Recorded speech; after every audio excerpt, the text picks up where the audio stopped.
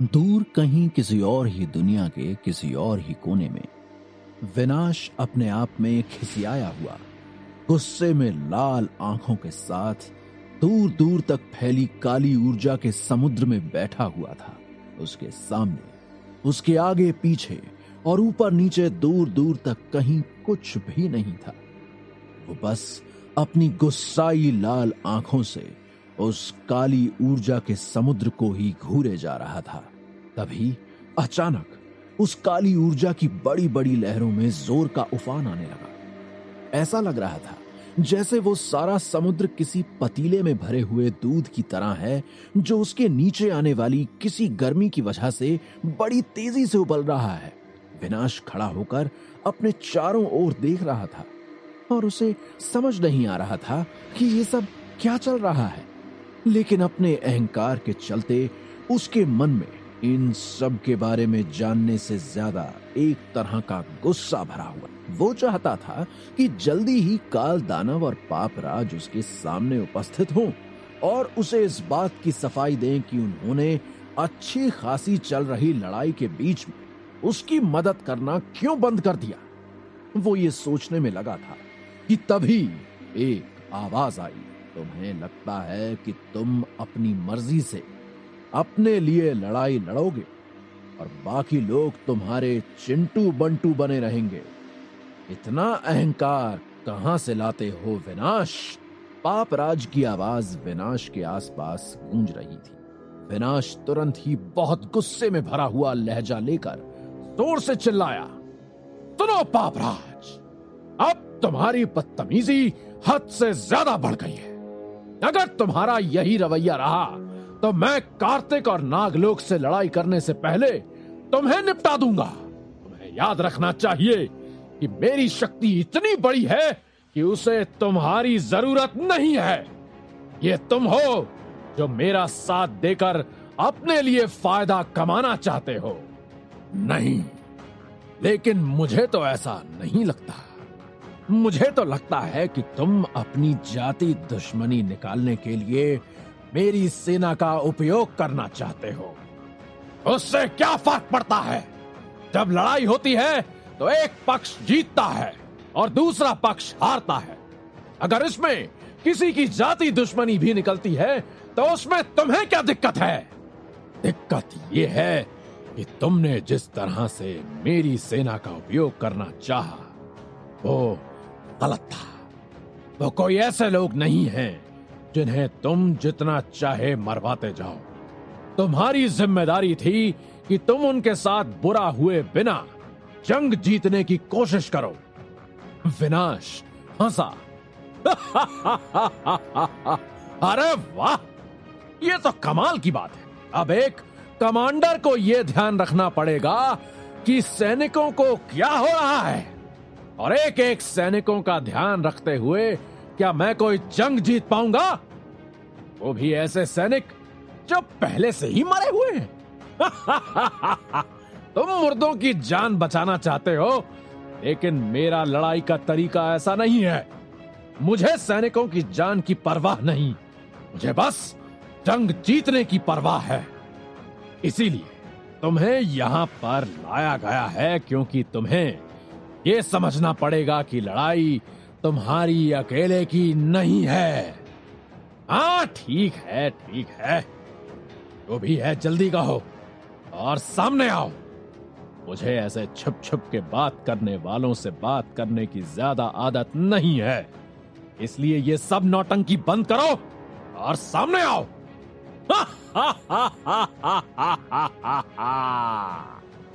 हंसी के साथ एक जोर का ठहाका गूंजा। अब उस काली ऊर्जा के उठने वाले तूफान के साथ साथ एक बहुत बड़ा बवंडर सामने आने लगा। विनाश ने अपने चारों तरफ देखा। उस काली ऊर्जा के बवंडर में उसे बहुत से चेहरे दिख रहे थे, लेकिन उसने जब उन्हें ध्यान से देखा तो वे दरअसल में चेहरे होकर भी पूरी तरह इंसानी चेहरों की तरह नहीं थे।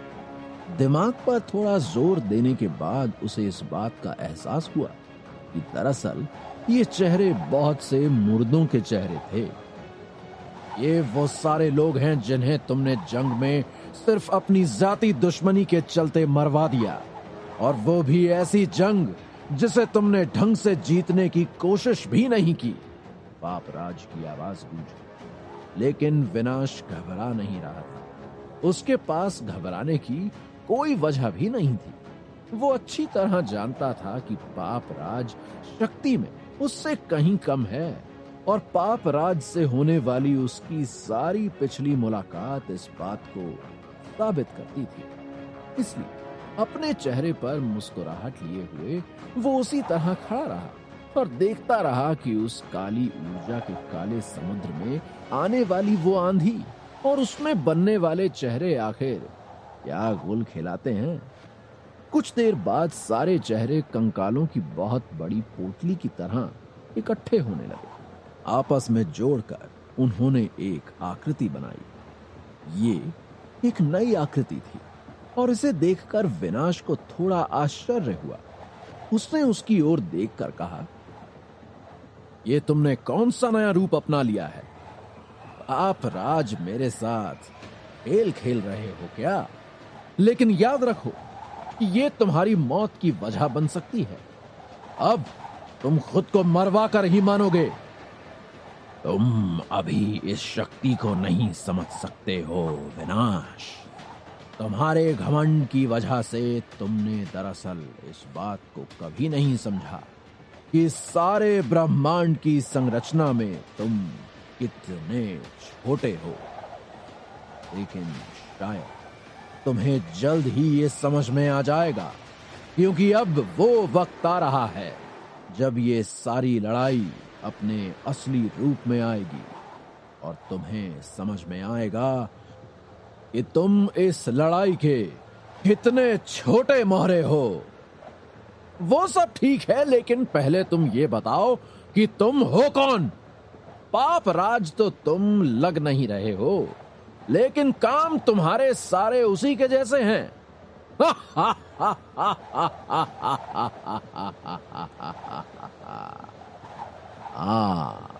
मैं पापराज नहीं हूं। पापराज की शक्ति मेरे अंदर है और मैं कुछ और हूं जो तुमसे भी बहुत बड़ा है। फिलहाल मुझे इस बात की जरूरत नहीं कि मैं तुम्हें बताऊं कि मैं कौन हूं और मेरी क्या शक्ति है। हालांकि मैं ये चाहता हूं कि तुम ये समझो कि अब तुम्हें मेरे हिसाब से चलना होगा, और अगर मैं ऐसा करने के लिए मना करूं तो मुझे तुमसे यही उम्मीद थी। इसलिए आज तुम्हें यह सिखाया जाएगा कि अपनों से बड़ों का सम्मान कैसे करते हैं। इसी के साथ बहुत से नर मुंडों से बनी हुई उस आकृति ने इकट्ठा होकर एक नया रूप ले लिया। ये एक बहुत ही भयानक और विशालकाय राक्षस के जैसी आकृति थी, जिसकी बाहें इतनी बड़ी थीं जैसे बरगद के दो पेड़। उसके दोनों पैर ऐसे थे जैसे दो पहाड़ियां आपस में साथ होकर जुड़ गई हों। उसके बाल किसी घने जंगल की तरह लग रहे थे, जिस पर बहुत से पेड़ आपस में गुंथे हुए हों। उसने अपने गले में नर मुंडों की एक माला पहन रखी थी। उसके नाखून बहुत बड़े बड़े थे। वे किसी हथियार की आकृति में अलग अलग तरह से सजे हुए थे। कुछ नाखून किसी तलवार की तरह तेज थे तो कुछ भाले की तरह। उसके सारे शरीर पर बालों के गुच्छे थे, जिससे वो आकृति किसी भालू और किसी राक्षस का मिला जुला रूप लगती थी। विनाश ने जब आकृति को अपने सामने आते हुए देखा तो एक पल के लिए वो भी 2 कदम पीछे हट गया, क्योंकि ये कुछ अजीब और विचित्र था जो उसने अब तक नहीं देखा था। और तो और उस आकृति से आने वाली ऊर्जा को भी वो समझ नहीं पा रहा था। वो ये नहीं समझ पा रहा था कि ऊर्जा काली ऊर्जा से बनी हुई है या किसी अन्य तरह की ऊर्जा से, जैसे ये कोई नई ही चीज थी जिसे समझ पाने में अभी वो सक्षम नहीं था। लेकिन वो विनाश था और वो ये बात स्वीकार नहीं कर सकता था कि इसे समझ पाना उसकी क्षमता से बाहर है। इसलिए उसने तुरंत अपनी काली ऊर्जा को इकट्ठा किया और दनादन आकृति पर काली ऊर्जा के वार करना शुरू कर दिया। उन दोनों बड़े बड़े हाथों से उसने बड़ी ही तेजी से काली ऊर्जा के बहुत सारे उन प्रहारों को इस तरह झेल लिया जैसे कोई शातिर कलाकार बहुत सी गेंदों को एक साथ पकड़ लेता है और फिर बड़ी ही फुर्ती से मुस्कुराते हुए उस आकृति ने उन सारी गेंदों को इकट्ठा करके एक गोला बनाया और नीचे बड़ी जोर से पटक दिया, जिससे ऊर्जा का वह गोला धुएं में बदलकर चारों तरफ फैल गया। अब सब कुछ दिखना कुछ देर के लिए बंद हो गया। विनाश ने भी अपनी आंखों को संभालते हुए देखा कि वो आकृति कहां है, और जब उसने अपने आगे से धुआं हटाने के लिए अपने दोनों हाथों से तेज बवंडर बनाकर सामने का माहौल साफ किया तो उसने देखा कि वो आकृति वहां नहीं थी। वो सोच ही रहा था कि अचानक उसे पीछे से एक जोर का धक्का लगा और धक्के के साथ वो बहुत आगे तक फिसल गया। वो अपने आप को संभालने की कोशिश कर ही रहा था कि उसे इसी तरह का एक और धक्का लगा और इसी के साथ विनाश जमीन पर पड़ा हुआ। अब उसने तुरंत सर घुमाकर चौंकते हुए इधर उधर देखा तो उसे एहसास हुआ कि वो विशालकाय आकृति उसके सर के पीछे है और उसी ने उसे लगातार 2 बार धक्का दिया था। इस तरह से अपमानित होने पर विनाश बुरी तरह से खींच गया और उसने जोर से एक आह भरी। तुम चाहते क्या हो? सीधे सीधे मुझे बता दो, वरना मैं तुम्हारा सत्यानाश कर दूंगा, विनाश चिल्लाया। हाँ, सच कहा। तुम्हारी हालत देखकर ऐसा ही लग रहा है कि तुम बहुत जल्दी मेरी बुरी हालत करने वाले हो। उस आकृति ने विनाश का मजाक उड़ाया। ये कहते हुए उस आकृति ने विनाश को पीछे के पैरों से पकड़कर घुमाया और दूसरी दिशा में बुरी तरह से खींचता हुआ ले गया। विनाश बहुत परेशान था कि ये कौन सी शक्ति है, इसका पाप राज से क्या संबंध है, और फिर काल दानव कहां है और वो यहां कैसे आ गया। इन सारे सवालों का जवाब उसके पास नहीं था, लेकिन उसके पास बस एक लड़ाई ही थी जिसे लड़ने में वो बहुत कमजोर पड़ रहा था। उसकी ऊर्जा का स्तर काल दानव की शक्ति से जुड़ने के बाद बहुत बेहतर हो गया था और उसे उसी स्तर की ऊर्जा की आदत हो गई थी, लेकिन फिलहाल उसकी ऊर्जा सिर्फ विनाश की ऊर्जा तक ही सीमित थी। काल दानव की ऊर्जा उसे मिल नहीं रही थी और वो ये भी नहीं जानता था कि काल दानव आखिर है कहां।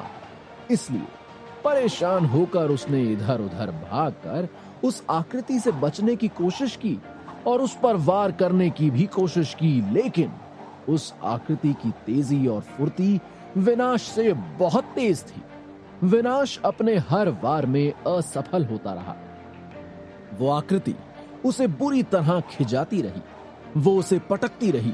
सारे ब्रह्मांड में खुद को सबसे शक्तिशाली समझने वाले विनाश की हालत होते हुए देखना अपने आप में एक मजेदार वाकया था। आखिर क्या थी ये आकृति? कहां थे काल दानव और पापराज? क्या ये अजीबोगरीब आकृति और उसकी अनजानी ऊर्जा कार्तिक के पक्ष में थी, या फिर ये कोई और ही शक्ति थी? इसका पापराज से क्या संबंध था? इसकी विनाश से क्या दुश्मनी थी जिसकी वजह से उसने विनाश की इतनी बुरी हालत कर रखी थी? सारे सवाल विनाश के जहन में भी उसी तरह से कौंध रहे थे जिस तरह से फिलहाल खुद पापराज के जहन में, क्योंकि पापराज ने उस शक्ति से हाथ तो मिला लिया था, लेकिन वो सिवाय इस बात के और कुछ भी नहीं जानता था कि इस शक्ति का नाम ब्रह्म राक्षस है। उसे ऐसा इसलिए पता था क्योंकि उस शक्ति ने खुद कहा था कि उसका नाम ब्रह्म राक्षस है।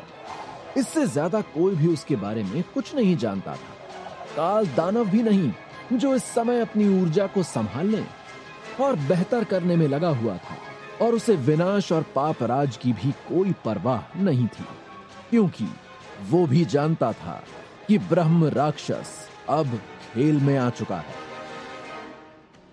क्या है ये नई बला जिसका राज कोई नहीं जानता? आगे का हाल जानने के लिए सुनते रहिए पॉकेट एफएम पर कैप्टन कार्तिक की कहानी का अगला भाग।